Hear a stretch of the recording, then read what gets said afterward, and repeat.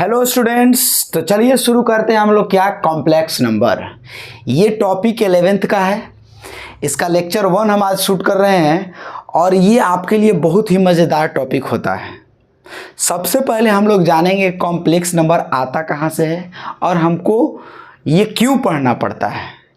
ठीक है, तो एक चीज़ आप बताइएगा। सबसे पहला चीज़ आप 10th क्लास में पढ़े होंगे और इसका नाम होगा क्वाड्रेटिक इक्वेशन। ये क्वाड्रेटिक इक्वेशन के बारे में सब लोग जान रहे हैं। तो हम लोग जानते क्या है जी, अगर x का वैल्यू निकालना है तो हम लोग लिखेंगे क्या, -b plus minus root under b का स्क्वायर -4ac और डिवाइडेड बाई 2a। यानी x के अगर मूल निकालना हो, x का मान निकालना हो तो इसके दो वैल्यू होंगे, क्योंकि क्वाड्रेटिक इक्वेशन है तो दो वैल्यू निकालने के लिए हम लोग ऐसे लिखते थे। ठीक है, इसमें अगर कहा जाए कि b स्क्वायर -4ac, इसको क्या बोला जाता है जी, तो इसको बोला जाता है डिस्क्रिमिनेंट d, यानी हिंदी में हम लोग विवेचक बोलते थे। अब यहाँ ध्यान देने की बात है कि जब हम लोग 10th क्लास में पढ़ते थे तो सर बोले क्या कि d इज़ ग्रेटर देन 0, यानी d का मान अगर 0 से बड़ा है तभी हम पढ़े थे, या d का वैल्यू अगर 0 के बराबर है तब हम लोग पढ़े थे।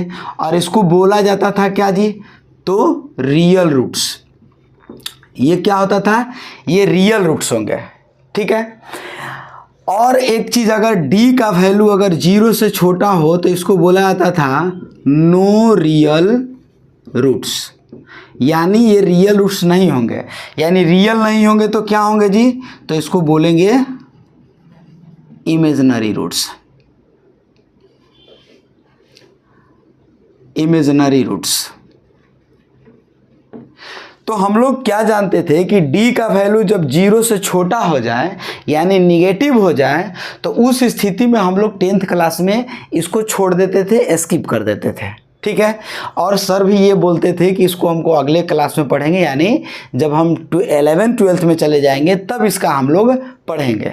तो आज ये समय आपका आ गया है कि हम 11th क्लास में d का वैल्यू अगर 0 से छोटा हो जाए इसके लिए हम लोग क्या पढ़ेंगे, ए कॉम्प्लेक्स नंबर। लेकिन अभी भी कॉम्प्लेक्स नंबर पे आने से पहले थोड़ा सा और जानने की ज़रूरत है कि d जो दिया गया है, यानी रूट अंडर के अंदर में कभी भी निगेटिव आपको दिखे, ये रूट अंडर के अंदर में निगेटिव आपको कभी भी वैल्यू दिखे तो ऐसा रूट के अंदर में बर्दाश्त नहीं होगा। ठीक है, और बहुत पहले ऐसे मैथमेटिशियन लोग थे तो इसको एक्सेप्शन मान के लोग चलते थे, लेकिन धीरे धीरे मैथ्स डेवलप हुआ और रूट अंडर के -d, यानी इसको अगर हम चाहें तो ऐसे लिख सकते हैं root under d into root under -1। ठीक है, अब इसमें एक क्या आए थे, जब वैज्ञानिक का नाम था यानी मैथमेटिशियन का नाम था आयोटा। उन्होंने क्या कहा कि I equal to iota form दिए। ठीक है, एक आयोटा फॉर्म में क्या बोला गया, जिन्होंने इसके बारे में बोला कि रूट अंडर -1 अगर लेके बनाया जाए तो आपका काम निकल जाएगा। I फॉर आयोटा भी कह सकते हैं, यूलर्स, या इसको इमेजिनरी नंबर भी आप कह सकते हैं। ठीक है, तो उन्होंने क्या बताया कि I equal to root under -1 अगर लेके चला जाए तो कभी भी रूट के अंदर में निगेटिव टर्म आ जाएगा तो उसका सॉल्यूशन किया जा सकता है। उसका एक वैल्यू हम लोग अलग तरह का वैल्यू इमेजिनरी नंबर के नाम से रख सकते हैं। ठीक है, तो उन्होंने क्या बोला कि I equal to root under -1 रख लीजिए। तो कभी भी रूट के अंदर में -d है तो हम लोग लिखेंगे root under d into root under -1, और यहाँ पर रूट अंडर d तो d ही रहेगा और रूट अंडर -1 के बदले I लिख सकते हैं, इसलिए हम लोग root under d into I कह सकते हैं। अब इस टाइप में कभी भी कोई ऐसे फॉर्म का क्वेश्चन आ जाए तो आप इसको ऐसे लिख सकते हैं। जैसे मान लेते हैं कि रूट अंडर -25 आ जाए तो इसको लिख सकते हैं कितना जी, तो 5i।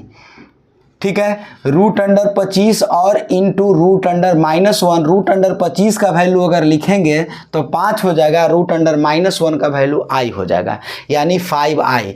इसी तरह से कोई भी अगर मान लिखना हो आपको तो आप लिख सकते हैं इसको।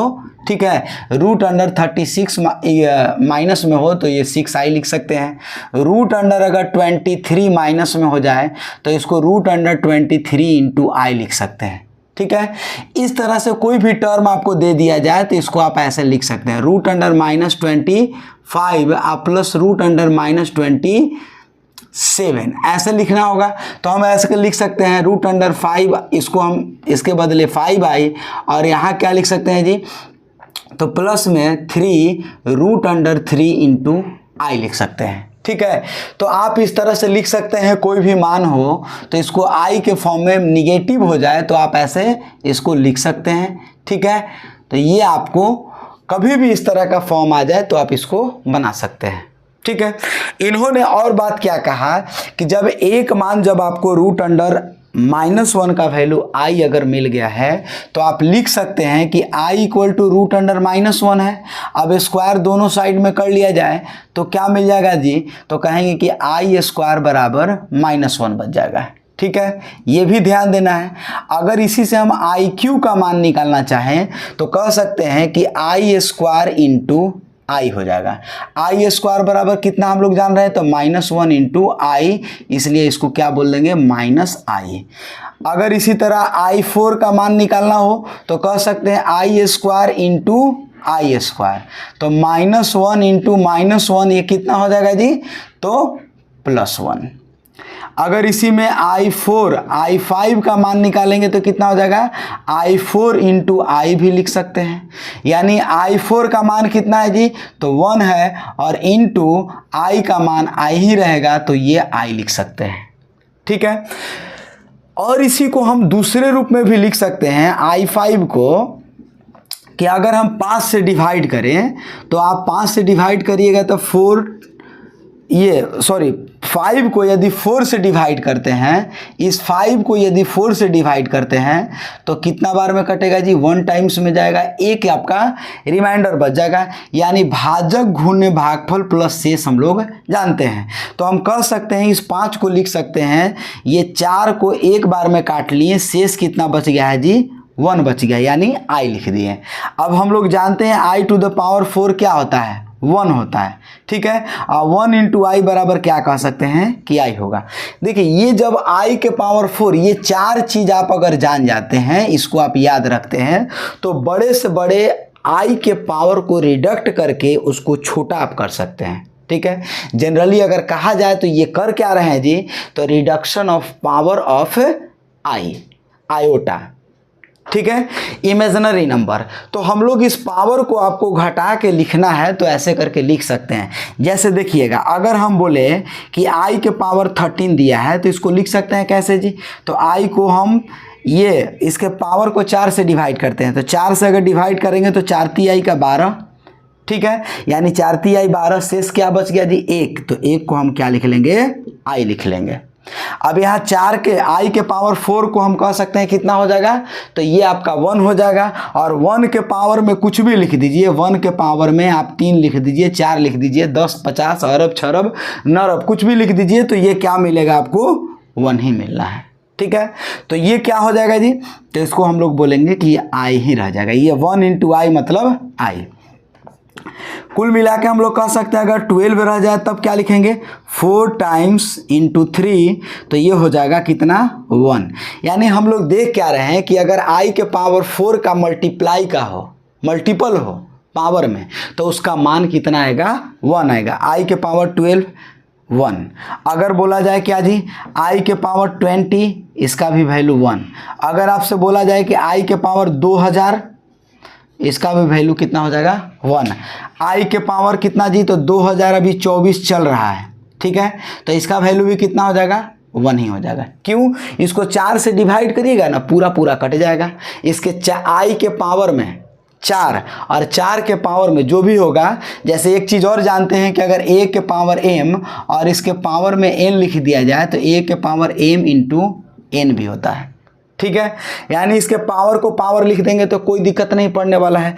तो इस तरह से कोई भी अगर i का पावर हो तो आप इसको निकाल सकते हैं, लिख सकते हैं। जैसे एक क्वेश्चन और हम लोग देखते हैं, अगर आपको कहा जाए कि i के पावर 1 2 3 दे दिया है, 123 दे दिया जाए तो इसको हम लोग क्या करेंगे, 4 से डिवाइड, मन में ही डिवाइड करिए। अब ऐसा नहीं कि कॉपी के पीछे जाके 4 से डिवाइड करना है। हम इसको क्या करेंगे, 4 से डिवाइड करेंगे तो 4 तिहाई का 12 नहीं लगेगा, 0 उतार के छोड़ देंगे। बच गया शेष कितना जी, IQ। यहाँ देखिए 4 तिहाई 12 यानी 30 चौका 120, 120 और 3 123 है। इसको लिख सकते हैं कितना जी, I के पावर 4 मतलब 1 और 1 के पावर 30 है मतलब, और IQ का मान ऑलरेडी हम लोग जानते हैं कि -I होता है। ठीक है, तो इसको लिख सकते हैं 1 के पावर 30 मतलब 1 और -I यानी इंटू -I ही रह जाएगा। ठीक है, तो इस तरह से कोई भी क्वेश्चन को जब निकालना होगा तो आप निकाल सकते हैं, लिख सकते हैं। ठीक है, और भी देखेंगे समझने की बात। और इसमें क्या है जी कि कोई भी पावर हो तो उसको पावर को 4 से डिवाइड करना, ये सबसे बड़ा इंपॉर्टेंट चीज़ होगा आपके लिए। कोई भी क्वेश्चन हो तो आपको ज़्यादा इधर उधर का बात नहीं घुमाना है, डायरेक्टली बात करेंगे ऑन द पॉइंट। जैसे मान लेते हैं I का पावर कोई एक बड़ा नंबर लिख लेते हैं। ठीक है, इंडिया क्रिकेट वर्ल्ड कप जीता 2011 में, ऐसे लिख देते हैं I के पावर 2011। ठीक है, अब इसको 4 से डिवाइड करते हैं, कितना हो जाएगा जी, तो 4 पचे का 20 कट गया, यहाँ 1 है नहीं लगेगा, एक 0 उतारेंगे। ठीक है, और फिर क्या हो जाएगा, 1 आएगा, तो फिर कितना लिखेंगे जी, तो कहेंगे कि 4 दूनी 8 है। ठीक है, और बच गया कितना जी, 3 शेष बच गया, 8 3 11। ये I के पावर 4 मतलब 1 और 1 के पावर 502 मतलब 1 ही, और I के पावर 3 मतलब -I हो जाएगा। तो इस तरह से कोई भी नंबर आपको निकालना होगा तो आप बड़ा से बड़ा नंबर को निकाल सकते हैं। ठीक है, तो इस चीज़ पर थोड़ा सा ध्यान दीजिएगा, I के पावर को रिडक्ट करना है। ठीक है, चलिए